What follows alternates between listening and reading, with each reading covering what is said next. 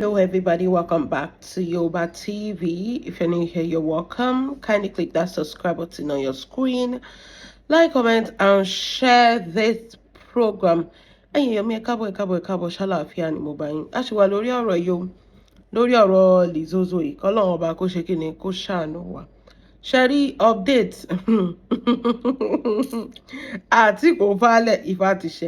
Gbogbo ẹ̀yin tẹ́ rí video tí mo post ní gbogbo week or last week rather it's okay last week stroke this week nípa Lizzozoo should forgive Iyabo àti kò falẹ̀ Ifá ti ṣe ṣebí a sọ fún aunty kí lorúkọ ẹ̀ gan-an ìyàwó Àkànbí Flaky J ṣebí a sọ fún ẹ kó máa tẹ́ àfìgbà tó kàbùkù a ní ọmọ orogun níyín ọ̀tìgbà tẹ́ bá torí bomi gbígbóná kórè yín tó pé ibi báyìí tí mo wà ní mo sọ pé Lizzy tóun fún lápòlé kò rí bẹ́ẹ̀ gbogbo write up tó kú write up at the end of the day ṣègbọ́n sì bullshit ẹ náà ni ẹ máa wá fans tipátipá ẹ máa wá kinní tipátipá Lizzy ò mọ̀ọ́rẹ́ kò sí súròore lára ẹ kò mọ̀yàn tó wà bó ṣe wà yẹn ìjà ní attention tó ń wá at the end of the day ṣègbọ́n bullshit ẹ náà ni wọ́n tún fojú ẹ gbolẹ̀ ládùúgbò bó ṣe kọ write up tó ìjà ẹ ló tún gbé o at the end of the day wọ́n bójú ẹ jẹ́ ni wò ó má wọrí ẹ̀sìn ẹ̀ ni mo fẹ́ bẹ́ẹ̀ kà ń bí báyìí ẹ̀sìn tó fi ẹ́ ṣe lórí platform Lizzy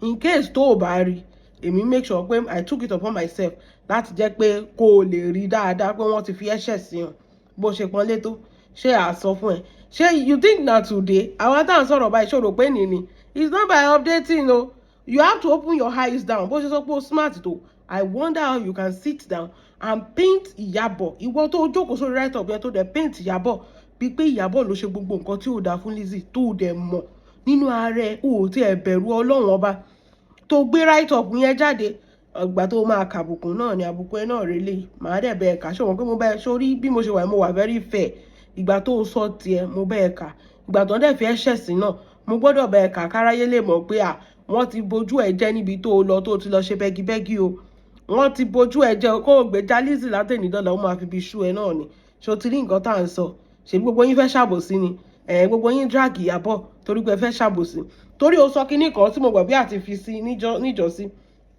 ó sọ pé though o like bí Lizzy ṣe ń ṣépè fún àwọn èèyàn ó ní ṣùgbọ́n ó realize pé ọ̀tá ẹ̀ ló ń ṣépè fún ṣé Priscilla jẹ́ ọ̀tá Lizzy question tí mo ní láti béèrè lọ́wọ́ ẹ̀ ni ṣé Prince Rakim ṣé yẹn náà jẹ́ ọ̀tá Lizzy ni orí ibi tí Priscilla ti ń ṣe show fún Lizzy àbí tó ti sọ̀rọ̀ Lizzy rí ojú Lizzy ni Priscilla ṣe dàgbà sínú Nollywood o kí ni Priscilla wá ṣe fún Lizzy tí Lizzy gbé Priscilla àti Festus ṣe pé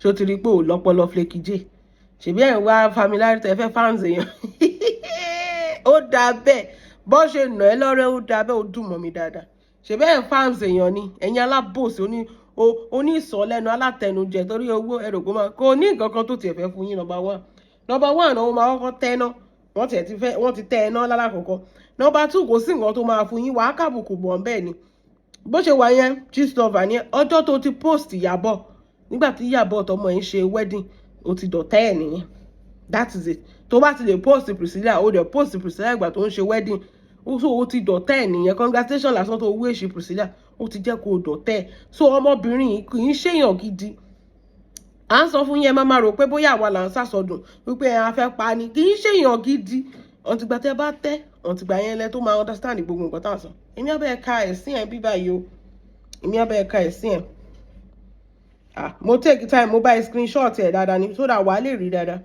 wọ́n ní number one Flaky J this is for you Iyabo and Lizzy were never friends wọ́n ní from your own right up wọ́n ní kò in case tó o bá mọ̀ wípé àwọn méjèèjì wọn kì í ṣe ọ̀rẹ́ gbogbo aládẹ mọ̀ pé wọ́n ti ṣọ̀rẹ́ rí there is video evidence pé àwọn méjèèjì ti ṣọ̀rẹ́ rí so ibi tí narrative ti ń jáde pé àwọn méjèèjì ò kì í ṣọ̀rẹ́ tẹ́lẹ̀ ọ̀rẹ́ ni wọ́n Lizzy cannot take it she thought she is the only one winning àbí ònìkan ló máa win pé àwọn tó kù ò ní jẹ́yàn so ìlara ló ń báyé Lizzy jẹ́ she did not expect it torí ìgbà tó wọnú Nollywood nígbà yẹn ṣó yẹ yín owó wà lọ́wọ́ ẹ̀ kò sí nǹkan kan nù Nollywood àwọn yẹn wọ́n ṣẹ̀mọ̀ pẹ̀lú producer gbogbo wọn ṣà ń gbá àwọn girls yẹn gbá yẹn ni but nísìnyí tó ti ń produce fíìmù ara wọn Ọlọ́run ti gbàdúrà wọn nù Nollywood so ìgbà tó ń kúrò nù Nollywood kò mọ̀ pé ayé máa yẹ àwọn tó kù kò mọ̀ pé wọ́n máa jẹ́yàn láyé òun ti rò pé òun nìkan ló ń jẹ́yàn láàrin wọn. So ìlara yẹn ló fi ń bá gbogbo wọn jà. They used to be friends. Ẹ ṣáà rí fídíò tó ti náwó fúnra wọn, tó ti ń jó fúnra wọn. Ẹ rí fídíò, another time tí Ìyábọ̀ lọ, mi ò mọ nǹkan tí Lizzy ń ṣe, tí Ìyábọ̀ lọ síbẹ̀ tó ń wé ìjáàbù fún Ìyábọ̀, òun fara ẹ̀ ló tún wé ìjáàbù, eléyìí kì í ṣe pé wọ́n ń sọ fún yàn, tó ń wé ìjáàbù fún Ìyábọ̀ nínú mọ́tò. So they are never friends here. I don't understand. Ìlara ni. Ẹ máa gbọ́ o. Àsọdùn dẹ̀ nìyẹn. They were not intimate friends turned enemy. Ṣé o mọ̀ pé nǹkan tí wọ́n sọ ní pé o sọ pé ọ̀rẹ́ ni wọ́n? Àwọn dẹ̀ tí wá dẹ lóhùn pé àwọn ò kì í ṣe ọ̀rẹ́ o, pé they are not intimate friends turned enemy. Wọ́n ní they were working colleagues. Friendship implies loyalty. This situation never begin with loyalty. If Lizzy wants somebody to be loyal to her, she have to show loyalty is earned.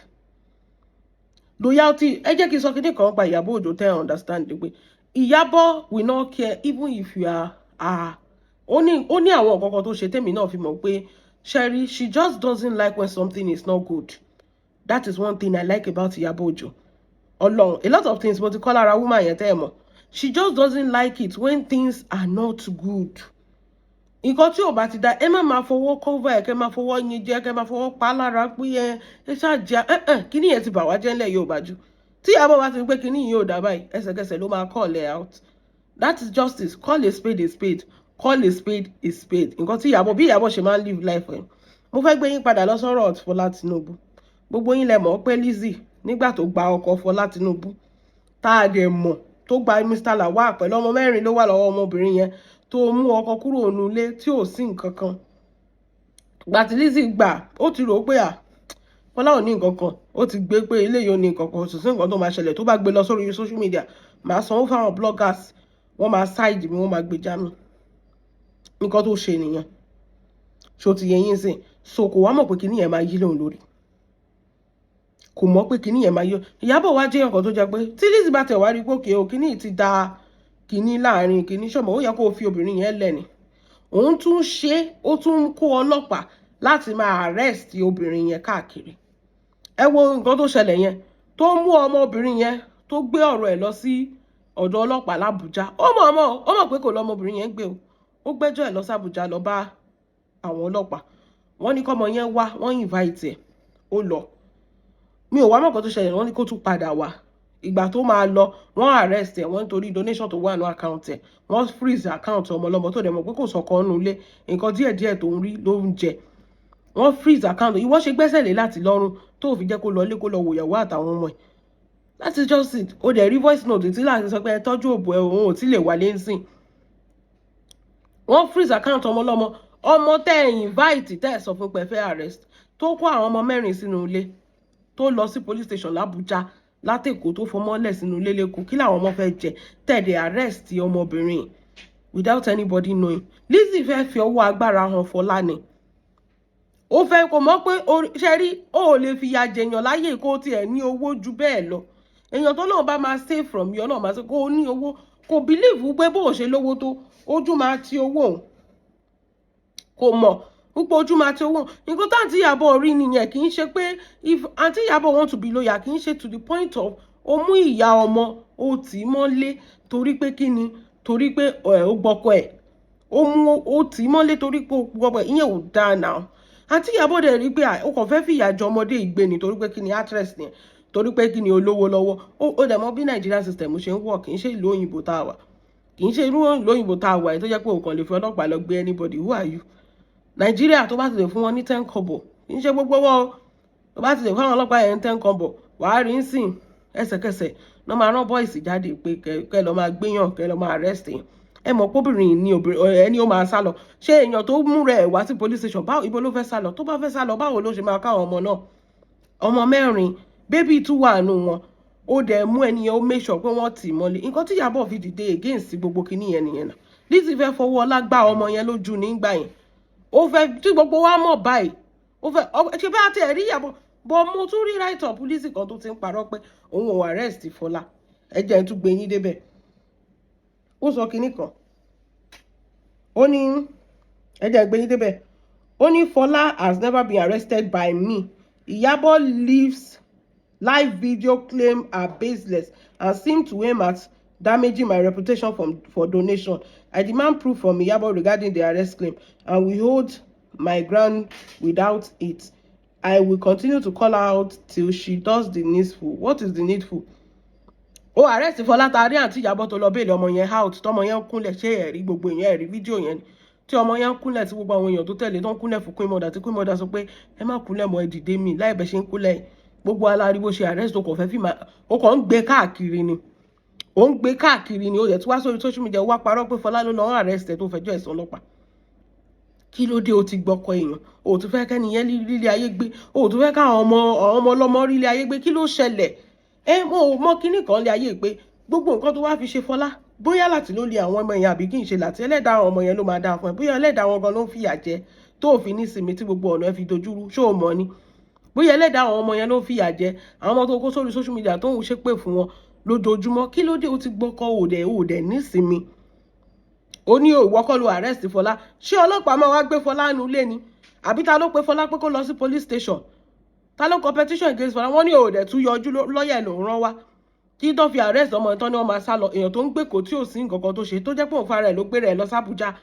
lọ police station lẹ́tọ́ sọ pé ẹ̀ ó máa sá lọ ibo ló fẹ́ sá lọ ibo ló fẹ́ sá lọ if you look at these claims very well ẹ máa rí pé Lizzy ń pa pẹ̀pẹ̀ irọ́ ó máa ń pa irọ́ ṣé ọlọ́pàá tó sọ fún pé kán arrest èèyàn ṣé wọ́n kàn déédéé ṣiṣẹ́ láti arrest èèyàn ni olófẹ́ borúkọ ẹ̀ jẹ́ kí ni ìwọ náà lọ gbọ́kọ ẹ̀ fún that is just it now o tún gbọ́kọ tó ṣe kí ni ọkọ tó ń jẹ́ pé provider ni ó ní láti ti dẹdun arinlẹ̀ ìgbà tó o mọ̀ ṣé wọ́n complain fún ẹ ṣé ìyàwó ẹ̀ complain pé ó dẹdun arinlẹ̀ you went to go and snatch a provider from a woman all of a sudden o dẹ̀ tún fẹ́ kóbìnrin yẹn rílé ayé gbé o fẹ́ káwọn ọmọ ẹ̀ rílé ayé gbé o wá sọ pé ò ní dààmú my dear ó máa dààmú o ó máa dààmú ọmọ mẹ́rin bàbá àwọn ìkan lára àwọn ọmọ yẹn ó ti kú first husband Fọlá ti kú ó ti ṣaláìsí so o tún mú ìyàwó tún gbé sí police station o tún tì mọ́lé kí ló ṣẹlẹ̀ why are you so wicked like this Queen Mother sọ all this thing pé kí ló dé ṣofẹ́ kí làwọn ọmọ yẹn fẹ́ jẹ ìgbà táwọn ọlọ́pàá ti tìyà wọn mọ́lé tí Lizzy dẹ̀ ti gbé tó ti jókòó lórí ìlàtí sínú ilé kí làwọn ọmọ fẹ́ jẹ àwọn ọmọ kéékèèké ibo náà fẹ́ wà ọkàn wọn ò lè balẹ̀ wọn ò lè kó wọn lọ school kọ́kọ́ wọn balẹ̀ náà kí ni wọ́n fẹ́ jẹ and here you are lying after years and years tó yẹ pé Ọlọ́run ló gba Fọlá lọ́wọ́ ẹ̀ ó fẹ́ finish ọmọ yẹn díẹ̀ ló kù Ọlọ́run ló gba Fọlá lọ́wọ́ ẹ̀ and here you are lying that you did not arrest her tá a dẹ̀ rí báyìí tí Queen Mother lọ ń bèèlì ẹ̀ jáde orí ẹ̀ ò pé ẹ máa gbọ́ gbogbo ẹ̀yin alábòsí lórí ẹ̀ ṣàbòsí ju nǹkan míì lọ ẹ ṣáà ní sùúrù ẹ máa gbọ́ wíníwíní ọ̀rọ̀ wàhálà sit down Ìyábọ̀ go find am next time you will mind your business and stop being greedy ìwọ ló greedy ìwọ ló gbọ́kọ ọlọ́kọ so ìyàwó Àkànbí Flaky J ṣó ti gbọ́n sìn èwo ni greedy ń bẹ ìwọ ló gbọ́kọ ọlọ́kọ tó fẹ́ kóbìnrin yẹn ilé ayé gbé nǹkan tó fa orí ara ẹ já ní ó forí ara ẹ jálé agbọ́n tó bá wọ̀ kó fẹ́ fọkọ lẹ́gálì náà ó yẹ kó mọ̀ yálé ẹni dandan nìyẹn ó yẹ kó mọ̀ yálé ẹni torí Flaky J kọ right up gan ní by now tó bá yẹ káwọn méjèèjì wá nǹkan díà Fọlá máa gbádùn Lizzy ò fẹ́ kí Fọlá gbádùn ni because tó bá mọ̀ kó fẹ́ fẹ́ ọkọ lọ́kọ ó fẹ́ jẹ́ àwò kejì ó yẹ kó mọ̀ kó gbọ́dọ̀ meet ìyálé ẹ̀ ìyẹn even before the marriage kì í ṣe pé kò máa jáàkì ọmọkùnrin yẹn kúrò nílé ọkùnrin wà nílé ẹ̀ kò lọ́lé kó tó ti pẹ́ ṣe wedding ni o kò lọ́lé kò rí àwọn ọmọ ẹ̀ kò rí ìyàwó ẹ̀ inú dẹ̀ tún bí ẹ pé wọ́n gbé wá sórí social media ẹ̀ dẹ̀ tún ṣe wedding ìyàwó ẹ̀ gan ò mọ̀ kò mọ̀ nǹkan kan kò fún wọn lówó kò fún wọn ní anything ó dẹ̀ tún jókòó ló kówó fún láti kó lọ fún wọn ì ń ṣe ojúṣe ẹni láti kówó fún láti is supposed to provide for his family ó yẹ kó máa lọ́lé ìwọ ló rí rẹ máa yẹn mọ́lẹ̀ tó ò jẹ́ kó padà lọ sílé ojúṣe ẹni whatever it is that happen to you Lizzy ìwọ ló fà because you know this man is a married man with children kí ló ń ṣe lákàtà ẹ̀ you should be able to go back home go and meet tí ò bá fẹ́ lọ gan wàá tarí ẹ̀ ó yá gbọ̀nà lé lọ bá àwọn family ẹ̀ but he sat with you tí tó fi ṣe marriage pẹ̀lú ẹ̀ tí ò dẹ̀ fojú kan family ẹ̀ inú dẹ̀ wà ń bí ẹ̀ you want to eat your cake and you don't want to have it you eat your cake and have it at the same time àbá ọ̀nà ọ̀dẹ̀ ṣe ń pòwe you can't eat your cake and have it kò possible wọ́n ló ṣe ká fọ́mọbìnrin yìí ó dẹ̀ wá ń sìn ó dẹ̀ wá ń parọ́ pé ò ṣe anything wo Flaky J àní má wọ̀rí ibi báyìí ní wọ̀ fún ara ẹ̀ tiẹ̀ tí máa gbọ́n ṣèbó òun farms èèyàn ní 2026 ó ṣe ń farms Lizzy kò sí bó ṣe farms ẹ̀ tó máa bójú ẹ̀ jẹ ni ẹ máa gbọ́ ó ní Alhaji Lawal was never married to Fola traditionally or otherwise. Let me tell you what they call marriage. There is a common law marriage. We've seen so many pictures of Alhaji Lawal. Even when she was on profile for Lami Mobi, she was up to now. Tọ́tí marry. Tọ́ wà nulẹ̀. Wọ́n ṣe tọkọtaya, ó sọ pé wọn ò marry. Kí ló ń pè ní marry? Kí ló ń pè marriage? Ẹjọ́ bá mi bèrè wèrè àǹtí. Wọ́n jọ ń gbé papọ̀, kì í ṣe marriage nìyẹn. Wọ́n ṣe tọkọtaya, òun ló ń gbọ́mọ lọ school, òun ló ń mówó oúnjẹ sílẹ̀, òun ló ń sọ school fees. Kì í ṣe marriage nìyẹn. Jọ kí ló wá ń pè marriage? Kì í ṣe ọ̀tí tó bá lọ. By law, that marriage is recognized. It's called a common law. This is supposed to be only PhD. It's called a common law. When they talk right up before, mo mọ̀ pé kí n tẹ̀ ṣe wọ̀ lólè not because òyìnbó ẹnu ẹ̀gàn is very terrible. Èèyàn tó kọ right up fún ẹ̀ kò mọ nǹkan tó ń pè common law. Ìwọ tó ṣe PhD, ṣé kò yẹ kó edit ẹ pé marriage, there is common law marriage kò dìgbà tẹ́ bá kòrò ká sí ra yín lọ́wọ́ and it's recognized under the law. Fola and Lawal, they were married. They were living together as husband and wife. So kò mean the traditional àbí kẹ́kọ̀ọ́ ra yín lọ court nìkan náà pè marriage. Understand basic, simple kini philosophy of life. Understand it. Kini yóò le kò dìjà. Ó ṣe PhD now. How can you bring a point like this in 2026? You don't know there's something they call common law marriage. Bó ṣe rí nìyẹn. Lawal mọ àwọn èèyàn Fola. Fola mọ àwọn èèyàn Lawal. So kí ló wá kù? Ó mọ àwọn ìyàwó tó ti wà ńbẹ̀ tẹ́lẹ̀. Ó mọ ìwọ. Ó sọ pé kò ó mọ ẹ̀. That is just it. Torí you've been the side chick of Mr. Lawal for a long time. Ó ní ó lọ pick ẹ̀ ṣé orí street ló ti lọ mú Lawal. Ṣebí ilé ìyàwó ẹ̀ ni. Ló ti lọ mú tó gbẹ́sẹ̀ lé lórí tó jẹ́ kó padà wá sínú ilé. Tó dẹ̀ fẹ́ make sure kó finish ìyàwó ẹ̀. Ṣebí nǹkan tí Queen Mother ò fi gbà fún ẹ nìyẹn. Bẹ́ẹ̀ ni, you cannot destroy somebody. Wo Fọláhàn lẹ́ni. Wo Queen Mother lẹ́ni. Ẹjọ́ ta la wá ayé ẹ̀ wá bàjẹ́. Ìwọ tó fẹ́ ba ayé èèyàn kan jẹ́. Wọ́n sọ pé ìwọ tó bá fẹ́ ba ayé èèyàn kan jẹ́ wo àti wọ́ àtẹni olójó ń lọ. Bọ́lá wá ṣe é fún ẹ pé ìwọ nìkan. Gbogbo àwọn tó kù Fọlá business ẹ̀ ń lọ sókè. Queen Mother iṣẹ́ ti ẹ̀ ń lọ sókè. Ayé àwọn ọmọ ẹ̀ ń da. Wo ayé ti ẹ Lizzozoo. Wo ayé ti ẹ ìwọ lójọ́ kan gbà. Ìwọ ló lálàáfíà. Gbogbo skin ti jẹ́ra tán. Iṣẹ́ ò lọ déédéé. Wáyé ti ẹ Lizzy. Ẹ wá sọ pé kò sí nǹkan kan tó ń jẹ́ marriage for a PhD holder. Something is wrong. Èèyàn tó fún ẹ ní certificate yẹn kò ní dáa fún bíkíbi tó bá wà. Ò bá jẹ́ fake gan ni. Printer tó fi print ẹ̀ ó máa bàjẹ́ ni. Ọlọ́run máa bàjẹ́. Ìwọ máa àbí Ọlọ́run máa bàjẹ́. Ẹ jẹ́ continue. Flaky J, mo mọ̀ take time mi fún ẹ ní o. Ó ní Lizzy. Okay, fact that remains fact. No matter how many times social media repeats a lie, it's not a lie. We saw them, they live together as husband and wife, and that is called common law marriage. Lizzy, let's take away the branded for reality and full impacts at this time, please. Lizzy did not meet Fola in the middle of a marriage to Ààrẹ Lateef. Lateef ò ní sọ nǹkan fún ẹ sòótọ́ fún ẹ now. Àbí Lizzy ṣó máa sọ pé ó mọ̀ pé òun àti Fola ń fẹ́ra ni. Ṣebí ó máa sọ pé ó kówó fún Lateef pé kó lọ kó fún Fola. So what do you mean that he did not meet Fola in the marriage? Ṣebí ó máa sọ pé ó gbé mọ́tò fún bọ̀dá Mr. Lateef pé kó lọ gbé fún Fola táwọn èèyàn sọ pé that is not your responsibility. O lè máa tọ́jú ìyàwó the wife of a man just because you want to date the man. Tó bá dẹ̀ wẹ́ kó fowó ṣe sàárà. So what do you mean that you did not know that Fola is in a marriage with Lateef when you are literally giving the man money to give to Fola? Ademo gbogbo da Lateef ó lọ fowó mu paraga ní kòkó owó jíṣẹ́. So what do you mean you did not meet Fola when they have children together? They were living together now. Ṣé ojú títí ló ti àbí Lateef jábọ́ látọ̀run ni because who wrote this thing now? Ṣé Lateef jábọ́ látọ̀run ni ẹ̀yin èèyàn mi? Ṣebí inú ilé obìnrin kan òun àti obìnrin kan ló jọ ń gbé. Kọ́bìnrin kan wá fẹ́ ọkọ yín sì kó mú ọkọ yín lọ. Kọ́ wá sọ pé òun ò mọ̀ pé ìwà àtọkọ ẹ̀ ń fẹ́ra tẹ́jọ́ ń gbé inú ilé kan tẹ́ tọ́mọ pa yín pọ̀.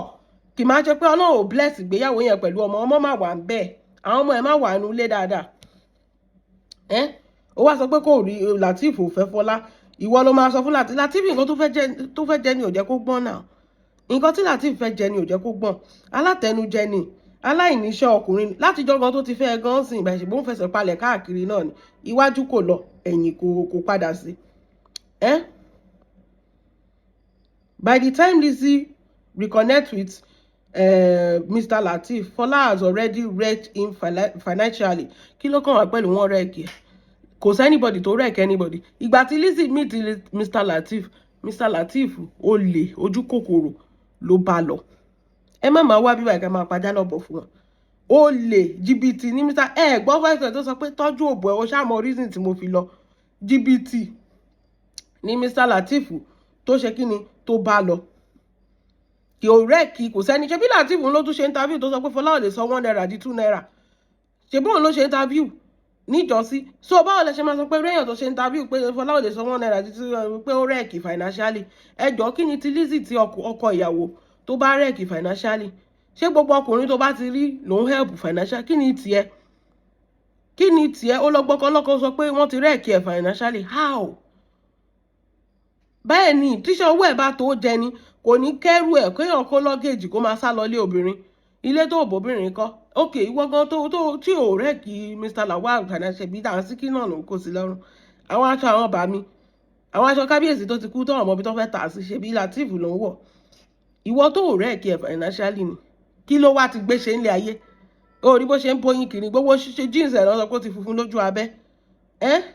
ṣe bóun náà sọ pé tó bá tọ̀ kò kí ń lórí káàpù okó ẹ̀ pé gbogbo ẹ̀ kìkì òórùn ni kí ni ìwọ gan kí ló ti wá rí gbéṣe látàrẹ ìwọ gan tó rẹ ẹkẹ financial ṣó kówó fún ni owó gan tó kó fún gan ò fún lówó tó máa fi ṣàṣeyọrí ìṣèbí paraga ló fi ń mú kiri tó ń ṣe tuwálé 2 days kò ní wálé wọ́n ti máa mú ó máa sùn wọ́n ní inú gọ́tà ni wèrè ń sùn sí Lizzy they said inú gọ́tà ni láti ń sùn sí ilé oníparaga ló ń sùn sí tó bá máa rí báyìí tó bá máa yọ kẹ̀ báyìí wà á tuwálé àbí kí n ṣojú wa ló ṣe tuwálé so ìwọ tó rẹ̀ kí ẹ financially àǹfààní wo ni láti gan ṣe nílé ayé látijọ́ tó ti wà lọ́dọ̀ ẹ̀ kí ni àǹfààní tó ṣe òun ni mò ń sọ kí ni it's just there orí tó máa wọ́n regard àsọkọ ẹ̀ wọ́n regard àti pa ẹni tó lóun máa bẹ gbé báàgì dání ìwọ tó rẹ̀ kí ẹ financially ó kúkú bẹ́tà ibi tó wà tẹ́lẹ̀ by now tó bá yẹ pé kì í ṣe ojú kòkòrò àtẹnujẹ ló bá lọ sọ́dọ̀ ẹ̀ owó ẹ̀ ti lè jí pépé ó ti lè ríṣẹ́ ṣe ó ti lè rí ọwọ́ mú lọ sẹ́nu bọ̀ ìgbà tó ti dọ́dọ̀ ìyá olówó gan tó ti dọ́dọ̀ ẹ̀ gan àǹfààní wo ló ṣe ìjọ let my people go ni mo máa ń pe bọ̀dà láti ní mannequin èní náà ṣẹ̀ṣẹ̀ sọ fún mi pé bọ̀dà láti tún jẹ́ Taofeek mo ní mannequin ní bọ̀dà láti ó kàn wà ń bẹ̀ níbi kékeré kó fi fọ́níṣọ̀ tó lé kó má dàbẹ̀ pé dáàdì yín kọ́ wọ́n wà nù lé kó ní ok ẹ jẹ́ àmà kọ́ ẹ jẹ́ à continue. Wọ́n ní by the time Lizzy reconnected with Lateef, Fola has already wrecked him financially, abandoned him and disappeared for 2 full years. Níbo ṣebí sob story tí bọ̀dà Lateef máa kó fún yín ní ẹ̀ torí pé ó fẹ́ dóbò ó dẹ̀ fẹ́ yàwó lówó ó ní Fola ó sọ fún ẹ pé Fola wreck òun financially ni mo ní sìn gan kí ló ti wá dà ó ti wá di Dangote ni. He was left in shame and isolation lẹ́yìn tó wà nílé ọkọ ẹ̀ ṣé ìgbà tó ẹni sùúrù náà something is not adding up èèyàn tó pe Fọlá lórí fóònù tí Fọlá ṣàtì rìkọ̀dín Ọlọ́run ló ní kí rìkọ̀dín yẹn jáde tó ní tọ́jú òbò ẹ̀ mo mọ nǹkan tí mo bá lọ ṣé òun lẹ tún sọ fún wa pé kò ní nǹkan kan Fọlá ti fi disappear for 2 years wípé kò ní nǹkan kan tó dẹ̀ sọ fún ìyàwó ilé ẹ̀ pé kó tọ́jú òbò ẹ̀ wípé o understand nǹkan tí mo bá lọ wípé tọ́jú òbò ẹ̀ òun lẹ́sẹ̀ wá sọ fún wa wípé kò ní nǹkan kan something is definitely wrong with you àtẹ̀yàn tó kọ right up àtẹ̀yìn náà. ní Fọlá left her in shame and isolation kó tó di pé Lateef fẹ́ Lizzy ló ti pe ìyàwó ilé ẹ̀ tó ti sọ fún ìyẹn Fọlá wípé tọ́jú òbò ẹ̀ so ibo ni Fọlá ti left her in shame and isolation àbí tún gbọ́ yẹn náà àníbi ilẹ̀ ti máa gbọ́ Flaky èsì ọ̀rọ̀ ẹran wá fún ẹ bí báyìí o mo ní kí bẹ́ẹ̀ kà kí dẹ̀ bá analyse in case tí ò bá yí ẹ. He was left in shame and isolation. Timeline matter, truth matter. One Gistlover was already at war with Lizzy before Fola returned. Gistlover is at war with everybody. Kì í ṣe Lizzy nìkan. Wọ́n ti drag Priscilla, link her to different men ní orí Gistlover. Wọ́n ti drag Ìyábọ̀ Òjó lórí Gistlover. The ṣàṣà ní celebrity tọ́nà tí drag lórí Gistlover. Kì í ṣe Lizzy nìkan. Torí ẹ láìkẹ́ máa victimize ara yín. Gistlover was already at war with Lizzy before Fola returned. Before any return narrative, Lizzy was already being threatened, extorted, terrorized, blackmailed, defamed. Ìwọ nìkan kí ló dé láì ṣe Tinubu. Ṣé wọ́n drag Lizzy tó bọ́ ṣe drag Tinubu gan lórí Gistlover? Èwo wà lẹ́kún. Her businesses was mi ò fẹ́ pronounce them and still are her daughter saved. Ibo tí ẹ ṣé àti ẹ̀rí ló tì mí rí gan ni. Ẹ báwo lẹ ṣe máa ń parọ́ bá ẹ láìkí àfikún ẹ máa ń fikún nǹkan níbo ni Rotimi gbà wọnú bí báyìí? You just pack everything, every trash, you just add it to your story for sympathy. These are all lies now. Rotimi has never been in the picture from day one. No, she has never been in the picture. Ìgbà tí Lizzy bímọ tó sọ pé wọ́n ṣépè fọ́mọ òun, ṣebí kinní ló ń sọ, Florida ló ń sọ pé wọ́n ṣépè fún. Tàárí Sọjí tó ń képe mọ́lẹ̀ fún Florida kì í ṣe Rotimi. Rotimi has never even been in the picture from any timeline. So why the lies? Emparo, her daughter said still is. Rotimi had to be sent abroad for her safety and stuff at every opportunity until today. Let me tell you, kò sí anybody to stalk anybody. Kò sí anybody to stalk anybody. Ọmọ yẹn òun kò sí Nàìjíríà initially, òun ló wà. Ṣé Nàìjíríà kọ́ ni gbogbo yín gbé tẹ́ fi dàgbà wọn stalk ẹ wọn ṣe anything no. You were paying Gistlover because you don't want Gistlover to write your story. Gistlover is a content creator. Ó kàn máa ń gbé story oní story tó máa ń gbé jáde ni. That is it. Gistlover is just a content creator. Tó kàn máa ṣe kí ni gbé story oní story jáde. And you were paying so that your story would not be told. Torí o mọ̀ pé if not that you have done something wrong, why are you paying Gistlover? Ó dàbí kí Gistlover sọ pé òun fẹ́ sọ story mi sí pé òun ní mi ò ní. So tí Gistlover wá sọ pé òun gbé story oní story, especially èmi báyìí, mi ò ní owó kankan tí mo fẹ́ sọ. Tó bá mọ̀ pé ọwọ́ ẹ̀ mọ́, wàá sọ pé kó ní ṣòun bẹ́ẹ̀. But ìwọ ń sanwó fún torí o mọ̀ pé o ti ṣe a lot of things tí ò dá. O ò dẹ̀ fẹ́ kán gbé story ẹ̀ jáde. If your hands were clean, why pay off Gistlover? Ẹ máa gbọ́. The collapse of the home was not caused by Lizzy. Ìwọ ni. Ìwọ ló collapse inú ilé yẹn. Ìwọ ló gbọ́kọ ọlọ́kọ tọmọkùnrin yẹn ò wálé. Ìwọ ló collapse ilé. Ṣé bẹ́ẹ̀ tún sọ pé Fọlá àti Lizzy ò bá Fọlá tó fẹ́ láti. Báwo lẹ tún sọ pé the collapse of the home is not Lizzy's fault? Òun ló jáde tó ń béèrè DNA. Òun ló jáde tó ń parọ́ mọ́ ọmọ ọlọ́mọ tó fọlọ́pàá arrest ọmọ ọlọ́mọ káàkiri. The collapse of the home was caused by you. Only it was caused by arrest ìyẹn Bọ̀dá Láti, continued secret involvement with Fola, and repeated confrontation by Fola on them. On those Alhaji's two wives, long before Lizzy re-entered the picture. Ìwọ lọ fi owó ra àwọn ìyàwó ìyá onímọ̀ọ́mọ́ tẹ́lẹ̀ ni. Ó lọ fi owó ra wọn just because o fẹ́ bá Fọlá jà. Lizzy, you know exactly what you're doing, or you know exactly what you did, but ó shock yẹ pé you are like báwo la ṣe ń sọ òyìnbó yìí ni pé gbogbo nǹkan tó ṣe o kó ẹ̀san ẹ̀, nǹkan tó yẹ ẹ̀ lẹ́nu ni. Ó rò pé o máa ṣe láṣegbé ni, ṣùgbọ́n o kó ẹ̀san gbogbo nǹkan tó ṣe. Ó mọ nǹkan tó fi ṣe Fọlá náà. Ó kàn wá yẹ ẹ̀ lẹ́nu pé Ọlọ́run gbèjà ọmọ yẹn jà ni. This was not a war. This was an attack. Ọ̀rọ̀ attack ẹ kúrò. Ẹ wá ní Fọlákẹ́ ìyẹn Flaky J alábòsíán. Let us speak plainly. There was never a balanced war.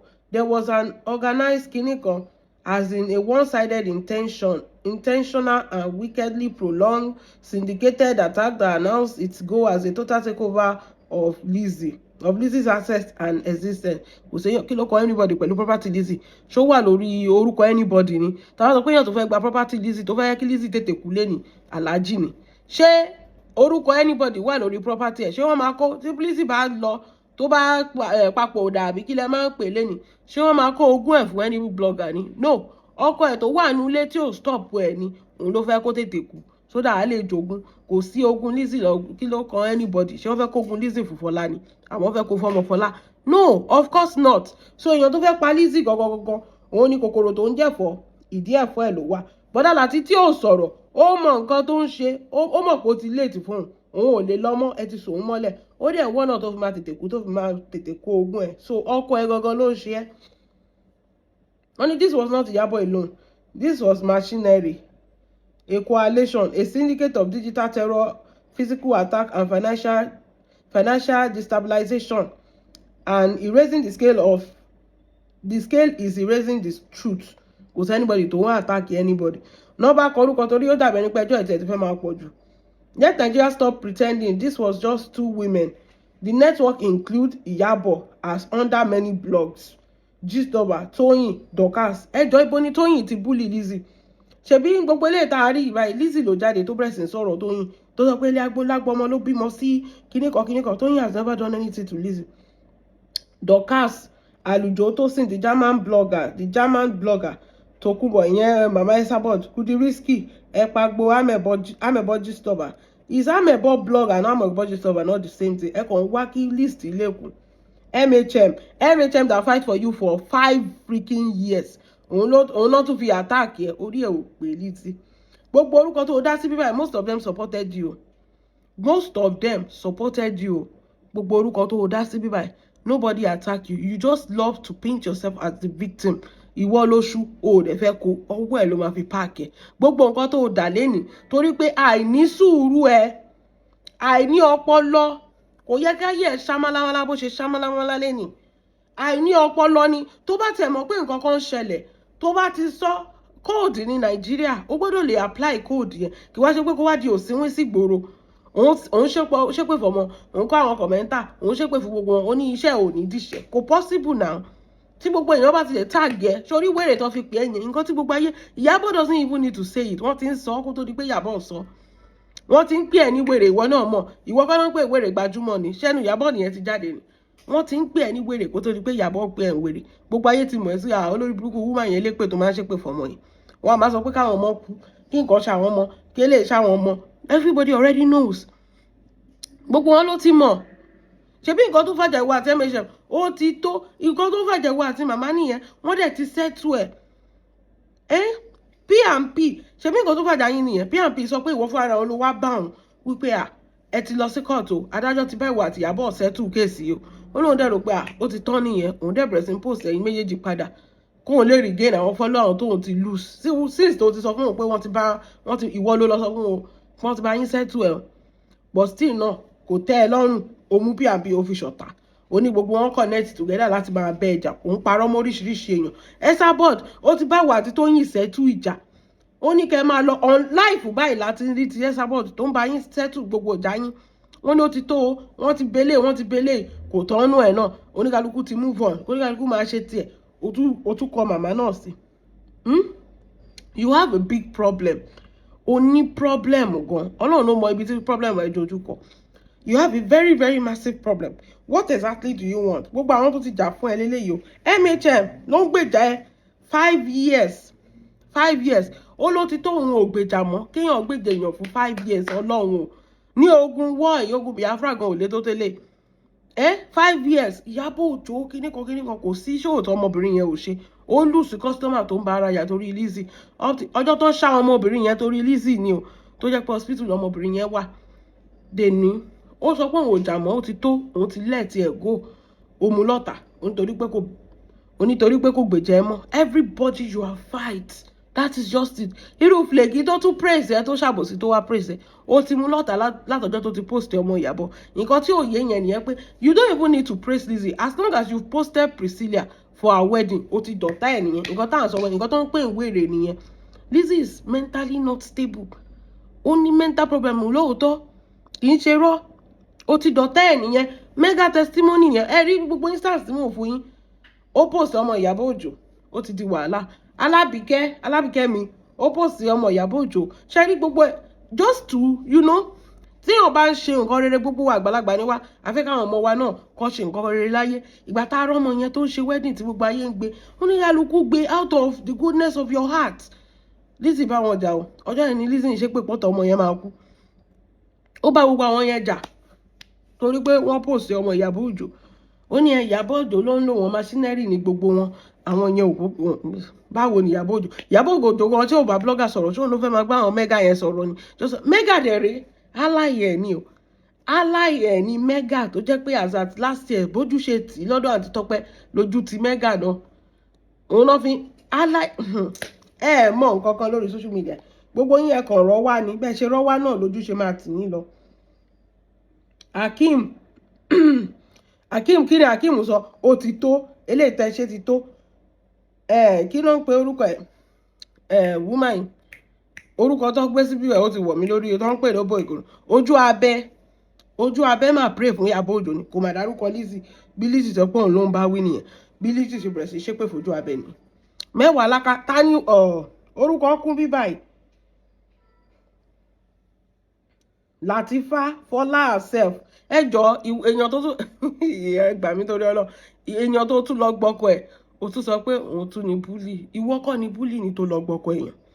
ta ni biggest bully ó lọ gbọ́kọ̀ èèyàn òun fi ọlọ́pàá gbé ẹni yẹn káàkiri ó tún kọ orúkọ ẹni yẹn pé ẹni yẹn ló fẹ́ báyé ẹ jẹ́ how now ìgbà tí ọlọ́run ò gbà fún ẹ gbogbo èrò ọkàn lórí Fọlá òfo ló já sí ọlọ́run ò fún ẹ ṣe ọlọ́run ò dúró tiẹ̀ ojú bẹ̀rẹ̀ sí ń tiẹ̀ káàkiri ni because ọlọ́run ti padà lẹ́yìn ẹ̀ ó gbé Ṣàngó wá ó ti gbé babaláwo wá ìwọ tó ń pariwo pé wọ́n ṣe kinní kan stand bully ó máa ti gbé babaláwo wá ó ti gbé Ṣàngó wá ó gbé àdàbí wá ó gbé ilẹ̀ wá kò sí nǹkan tó gbé wá ó sanwó fún blogger kan máa blog kò sí at the end of the day pàbó ló ń já sí torí ẹ̀ mo sọ pé ṣe rí lórí social media ẹ̀ tẹ́ ẹ sọ fún ẹ kò sí nǹkan tó máa ṣe anybody bẹ́ẹ̀ ni ibi tí wèrè tiẹ̀ parí sí ni wèrè tiẹ̀ ti bẹ̀rẹ̀ ó lè fògùn dẹ́rùbà anybody lórí social media nínú àtúntò tó jẹ́ pé ẹnu oníkálukú fi ń sọ̀rọ̀ ẹnu náà la máa fi sọ ẹnu la máa fi jókòó la máa fi sọ tó bá kàn ṣépè forí ara ẹni bẹ́ẹ̀ ni inú ilé ẹ̀yẹn lè pè yẹn ń wọ kò kúrò ń bẹ̀ òpó jà lórí internet kò possible ogun ọdẹ kì í mú ìjọba kò yé ẹni ẹ jẹ́ à continue and 10 of other contribution wọ́n tún pọ̀ ju gbogbo list tí mo ti dá yẹn lọ instigated by gist over 10 years and supported by millions of misled angry Nigeria an international mob ready to buy including paid false narrative by TVC and newspaper ṣé Ìyábọ̀ ló tún sanwó fún TVC ẹ̀ẹ́dẹ̀ máa rọra ẹ̀jẹ̀ àrọ̀ra máa pààrọ̀ newspaper àti TVC rí ọ̀rọ̀ kíní tó ṣẹlẹ̀ ní Ìdúmọ̀tà yẹn wọ́n dẹ̀dẹ̀ jọ́nù nǹkan àwọn yẹn dẹ̀ gbé sórí blọ́ọ̀gì pé nǹkan táwọn rí lélẹ̀ ẹni wọ́n tún sanwó fún àwọn náà tún fẹ́ bá tiẹ̀ jẹ́ TVC odidi news station torí Ọlọ́run kí ló tún ó tún ti ṣẹ̀dẹ̀ bẹ́ẹ̀ ni mo rò pé Fọlá nìkan ló sọ pé ó ṣẹ̀ ẹ̀ ni Ìyábọ̀ ó tún mú mọ́ ó tún ti mú news station mọ́ ó mú Buhari kó mú Tinubu kó mú Donald Trump tó gbogbo ọ̀nà ó káwọn sọ pé United Nations wọ́n gbàbọ̀dé fún ẹ wọ́n fẹ́ bà business ẹ jẹ́ wèrè aláṣọ ó tún sọ pé Vanguard Sahara newspaper The Punch ọlọ́ọ̀gbà mi torí ọlọ́ wèrèrè ẹni yóò kì í ṣe wèrè ẹjọ́ ta ló wá ya wèrè sí gbogbo newspaper tó wà Nàìjíríà ẹ ti ṣe Lizzy o in fact ìwọ tó bá ti ń bọ́kọ̀ ẹ̀jọ́ orúkọ o ti ṣe Lizzy o ti wá fún ìwọ tó pẹ́ bá ti ń jẹ́ Latif o ti ṣe Lizzy SK ẹ̀yin náà ti ṣe Lizzy o gbogbo yín pátápátá lẹ ti ṣe Lizzy kí ló dé o tún bí bá newspaper o tún bá ń bínú hey Ọlọ́run ṣàánú gbogbo actress ló ti bá jàtọ̀ bẹ́ẹ̀ ni eléyìí tó tiẹ̀ ṣọ́ọ̀kì mi Lizzy tí ò máa ń ṣe pé ó ti ya wèrè ọ̀rọ̀ Iyán Aládùkẹ́ kí ni Iyán Aládùkẹ́ tún ṣe fún ẹ tó tún drag obìnrin yẹn torí pé marriage ẹ fẹ́ kí ni o ti drag Emmanuel Arọ́pò ìyàwó K1 nígbà tí marriage ẹ fẹ́ o tún ti drag Iyán Aládùkẹ́ ìyàwó Fẹ́mi Adébáyọ̀ nígbà tí marriage ẹ tún fẹ́ lè ń sè kí ni àwọn yẹn tún ṣe fún ẹ torí kò tiẹ̀ yé mi mọ́ ibi tí ọ̀rọ̀ ẹ̀ ń dorúkọ. And even the Punch Sahara newspaper gbogbo wọn not to mention even the now repented ones ẹ máa gbọ́ o ẹ máa gbé ibi tá à ń lọ ládé yìí ṣe rí àwọn kan wà tó ti drag Lizzy tẹ́lẹ̀ Lizzy dem máa sọ pé forgiveness is a sin ìwọ tó bá sọ pé o mọ Lizzy tó bá mọ slang yẹn pé forgiveness tó bá ti drag ẹ tẹ́lẹ̀ tó wá bẹ̀bẹ̀ kò dáríjì ẹ o ti fẹnu ara ẹ sọ ó tún kọ orúkọ yín sí bíbáyìí pé ẹ̀yin tẹ́ ti repented Boko Haram repented bandit ẹ̀gbọ́n mi lẹ́gbàá orúkọ yín #1 ṣe rí pé wèrè ti ṣe Lizzy èwo ni kán tún kọ orúkọ bọ̀dá lẹ́gbàá síbi pé repented Boko Haram wàhálà wà ní ayé yìí ó ní lẹ́gbàá Tóyìndé Ògògàn Ìyá Ìbàdàn and many more others ṣe ti rí sí ṣé ó tún yẹ káwọn tó tẹ̀ tó ti ẹ̀yìn tẹ̀ àwọn tó tún wá sí sáìdì ẹni àti Adébímpé kọ́ṣọ́ gbàgbé orúkọ Adébímpé ni gbàgbé orúkọ Adébímpé ni Adébímpé ló yẹ kó jẹ́ #1 náà ṣebí godmother ẹni òun ló lẹ́wọ̀n wọ́n gbé story wà àti Fọlá wá sórí social media láyé ọjọ́ òun ló yẹ kó orúkọ ẹ̀ jẹ́ #1 torí pé ó ti repent ó wá ní Fọlákẹ́ where was the call for peace when people openly called for Lizzy's spy ṣé o openly call for Iyabo's spy as well àbí Priscilla's spy when Dorcas demonstrated a news ló fẹ́ kọ́ on air on how Ààrẹ could take his own life and attempted to sórí nǹkan tó bá ṣẹlẹ̀ sáré nínú ilé ẹ̀ that is your own fault bẹ́ẹ̀ ni nǹkan tó bá ṣe ọkọ ẹ nínú ilé ẹ̀ fault ẹ ni ìwọ ló wà nulẹ̀ pé Ààrẹ fẹ́ lọ gbóògùn èkúté jẹ yẹn Ọlọ́run kò yẹ kó fail Mr. Lateef kò Ọlọ́run ilé ayé yín kò mú yes no ló mú no ló gbé ẹ ti gbé geré rà ṣé ẹ mọ̀ ni wípé wọ́n ní ẹ lọ gbógun èkúté jẹ ṣé ẹ lọ jẹ dídí lẹ́yìn fíríjì ni àbí kí lẹ lọ jẹ náà ṣé wọ́n tá fi àṣẹjà dídí lẹ́yìn ṣé ìbẹ̀rẹ̀ tí ó jẹ́ ẹ ṣe dáadáa Ọlọ́run ẹ ṣe dáadáa ẹ jẹ́ ń kọ́ yín èmi á kọ́ yín. That is your own responsibility as a failed woman. Tọ́kọ ẹ ti lọ ń gbógun jẹ mi gbọ́ yẹn rí ṣé ọkùnrin tún máa ń gbógun jẹ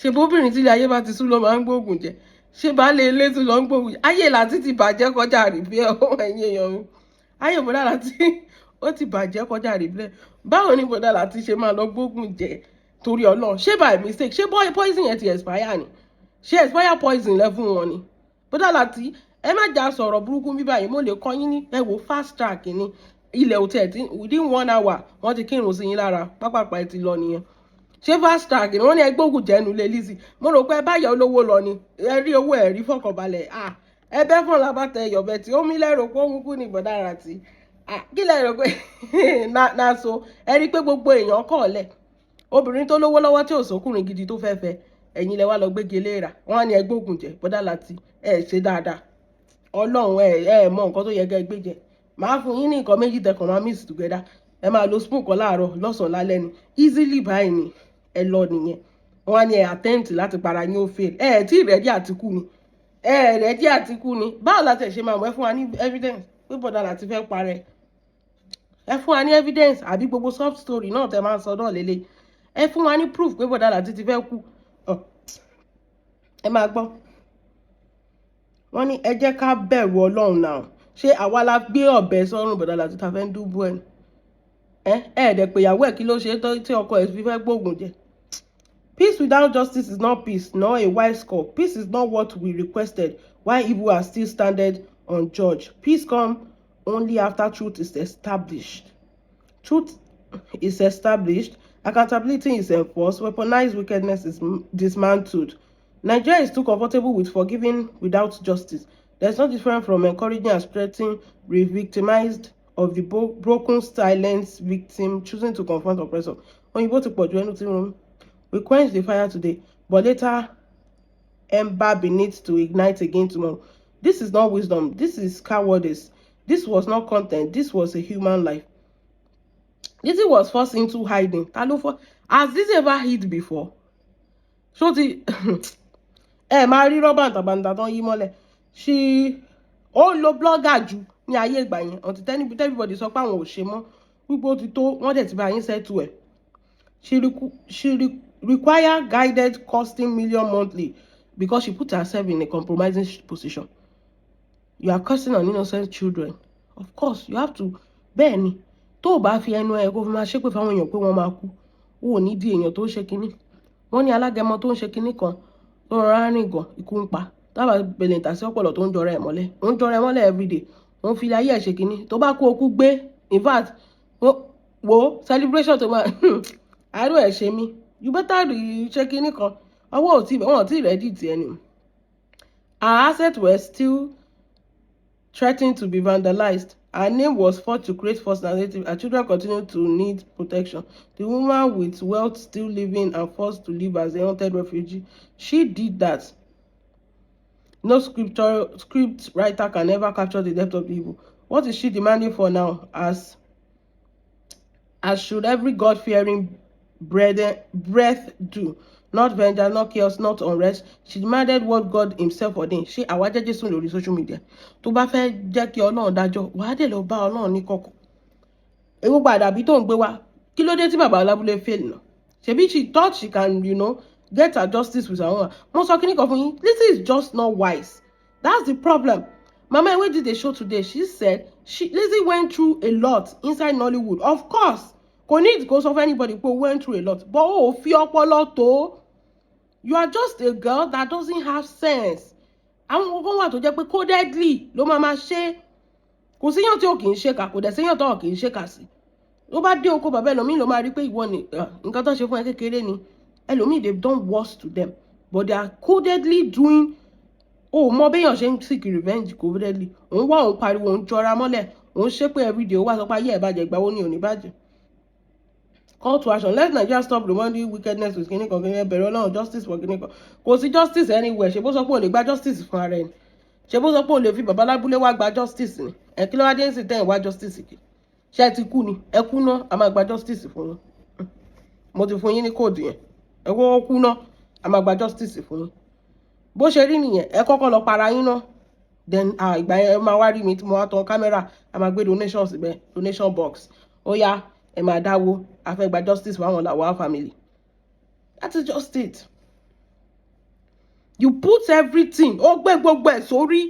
You let people on, ọmọ òtè ni ẹ́, òtè bàbá òtè ni ẹ́, ọmọ ìsàlẹ̀ sórí àwọn nǹkan kan wà, abẹ́ ló ti máa parí iṣẹ́. You will not let díjẹ́ káyé mọ bí tó kù sí. Bẹ́ẹ̀ ni gbogbo oníkálukú ló burú, oníkálukú ń tọ́jú ìwà ẹ̀ ni. You did not handle this thing maturely, Lizzy. You did not handle this thing maturely. Kì í ṣe bẹ́ẹ̀ yẹn náà ṣe handle kan. You thought you can take it by force. You thought you can take it by force. You thought you can halẹ̀ mọ́yàn. Mọ nǹkan tó ń ṣẹlẹ̀ ni. Mọ nǹkan tó oníkálukú ti rí ilé ayé yìí ni. Ìwọ kọ́ Ọlọ́run ó kéré. Ayé rẹ́dì láti bà tiẹ̀ jẹ́. Ìwọ ló ò ní gbà fún wọn. Gbogbo tó ń ṣẹnu fẹ́lẹ́fẹ́lẹ́ o rò pé báyìí ìwà ìṣẹ́nu fẹ́lẹ́fẹ́lẹ́. No, there is more to this thing. We all know you suffer. Kì í ṣe pé anybody ní ìdájí sọ yẹn fún wa. Gbogbo alamọ̀ pé wọ́n fìyà jẹ. Gbogbo alamọ̀ pé wọ́n ná ẹ̀ lọ́rọ̀ ẹnu Nollywood. Gbogbo alamọ̀ yẹn is a confirmed game. Nǹkan táwọn èèyàn náà fi dúró tì ẹ́ nìyẹn because of course ibẹ̀ yẹn ìlara ló kún bẹ́ẹ̀. It's an industry built on destroying each other. Ọmọ tó tiẹ̀ fẹ́ rise gan tí olówó lọ́wọ́ wọn máa fà á tù ní tí gbòǹgbò. We know for you to survive there. But you did not handle it with maturity. Wọ́n sọ fún ẹ pé tó mọ̀ pé ibi tó máa já sí nìyí. Ẹni ẹ̀ kán wẹ́kọ̀ ọmọ ètò fracas wá sọ pé wọ́n victimize ẹ̀ sí. A máa gba justice fún ẹ tó bá ti kú. Shut up, just stop talking. That's what they said. Gbogbo nǹkan táwọn yẹn wẹ́ sọ fún ẹ yẹn is the truth. By now, ẹ̀kọ́ ò bá ti fojú mímu hàn. Stop talking. Number one, it's affecting your business. Bó ṣe rí nìyẹn. Bó bá gbóná sórí wọn bẹ́ẹ̀ sọ. Wọ́n bẹ́ẹ̀ sọ. Sórí o rò pé bloggers nìkan ló ń sọ̀rọ̀. Àwọn commenters gan ba ayé ẹ̀jẹ̀ ni on the steady because tó bá wo any content yẹn, àwọn èèyàn lọ wo comment. Èèyàn mélòó ló fẹ́ gbé ṣépè? Bó ṣe ń ṣe nǹkan tó ṣe ń gbá àwọn ilé ṣépè, àwọn míì tún ti ń jáde, àwọn míì tún ti ń jáde. So how many times àwọn èèyàn blog ẹ pàdé ẹ̀ ni? Gbọ́n at all. Code ló yẹ kó fi. Wọ́n ní ìbùkún ni fún ọmọ náà tó fi ọgbọ́n ṣe. Ìbùkún ni fún ọmọ náà tó ṣe kí ni tó fọgbọ́n ṣe. Ò ní ọpọlọ, nǹkan tó lack ni. O kàn lówó lọ́wọ́ ni ò ní ọpọlọ. At the end of the day, kìtàkìtà fìtìfìtì gbogbo ẹ̀ náà, ayé ta ló bàjẹ́ at the end of the day. Ìwọ ló ṣèkà fún ìwọ láyé ẹ̀ tún bàjẹ́. Ọlọ́run ò gbọ́n, babe yẹn ò gbọ́n. Wọ́n wá o ṣe mistake o. Up to today náà, the same thing náà ni the same pattern. Náà ni o ní good, wọ́n sọ wọ́n ló ní good manager, o ní kíní, o rò pé kéèyàn lẹ́nu fẹ́lẹ́fẹ́lẹ́ ni. No, ìwọ gbé nǹkan dání. Ọlọ́run dẹ̀ ti jàre láti bẹ̀rẹ̀, o dẹ̀ tún jẹ̀bi, o gbé nǹkan dání náà. O mọ nǹkan tó gbé dání ni, wo bó ṣe bà gbogbo ẹ̀jẹ̀ mọ́ ẹ lọ́wọ́. Ojú sẹ́ẹ̀sì gan-an. Wọ́n ló tẹ̀ mọ̀ náà, ibi tó bá bára ẹ dé ìṣèbò máa bára ẹ débẹ̀. Tó bá dẹ̀ fẹ́ justice, mo ti sọ fún ẹ. Ó bá kú náà máa gba justice fún ẹ lórí social media. Bẹ́ẹ̀ ni, bó ṣe that's how it works. They collect justice in Nigeria when the person don pie. Justice after pie ni. Wàá máa gba justice ẹ lọ́run. Wo ìwọ ló mọ̀. So Fleky J, alábòsí. Ṣé o ti rí bó ṣe rubbish ìyá ẹ̀? Ṣé o ti rí bó ṣe bojú ẹ̀ jẹ́? Lizzy ò lẹ́rùn àpọ́nlé lára. Nǹkan táwọn ń sọ nìyẹn tẹ́ rò pé àwọn bloggers tiwa ti pọ̀jù. Kò ní ẹran kí ni àpọ́nlé lára. Kò mójú anybody. Kò dẹ̀ rán anybody níṣẹ́. So gbogbo write up tó kọ at the end of the day kí náà fi ṣe ibi náà náà fi sọ ẹ̀. So you should understand that àwọn kankan wà tó jẹ́ pé sórí àwa tá à ń sọ̀rọ̀ tí wá yé wa o. Ó yé wa o. Ọmọbìnrin yẹn fẹ́ sọ Ìyábọ̀ di bó ṣe dání. Ìyábọ̀ ò ṣe kò sí àwọn tí Ìyábọ̀ ṣe fún. Ó fẹ́ bá yé ọ̀tá ọmọ ọlọ́mọ jẹ́. Ọlọ́run ni ò gbà fún. Tó bá tún wá mú yẹn mọ́lẹ̀, á tún mú ọmọ ẹ̀. Á tún mú yẹn mọ́lẹ̀. Kò rí nǹkan kan against Priscilla ni, ò bá ti máa gbé Priscilla. gbogbo àwọn wèrè náà láyọ̀ ṣíìtì tó ń gbé Priscilla ìyẹn náà ò rí nǹkan kan torí engagement náà nìyẹn náà fi ń gbé so gbogbo ẹ̀ ló yé wa dáadáa yíyan kò jẹ́ bó ṣe jẹ́ jàre ẹ jẹ́ mọ nǹkan tó bá feel about this video down below. God bless you, have a wonderful day, bye.